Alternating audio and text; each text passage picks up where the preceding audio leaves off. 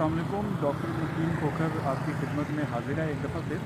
इस वक्त हम नसीराबाद के एरिया में खड़े हैं जो कि आपका लाड़काना डिस्ट्रिक्ट का एरिया है। इस वक्त यहाँ पे 2-3 कैंप्स हमने देखे हैं जो कि लगे हुए हैं, जहाँ पे IDPs को उन्होंने ठहराया हुआ है। बहुत बुरे हालात हैं। इधर ज़रा पानी दिखाएँ।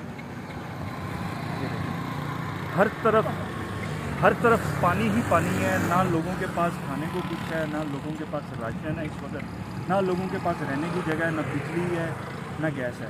इस वक्त बहुत बुरे हालात हैं। मैं आप लोगों से रिक्वेस्ट करता हूँ कि इस वक्त इसको एज नेशनल कॉज इसको उठाएं और आगे आएँ, कंट्रीब्यूट करें प्रॉपर तरीके से, जितनी हो सके लोगों को मदद करें। ख़ास तौर पे सिंध गवर्नमेंट को मैं कहूँगा कि देखें, पंजाब से लोग उठ के आ रहे हैं स्पेशल। हमारे भी माशाल्लाह काफ़ी सारे ग्रुप्स हर वीक जो है university of child health sciences, उसके अलावा फातिमा जिन्ना मेडिकल यूनिवर्सिटी की तरफ से जो है वो बार बार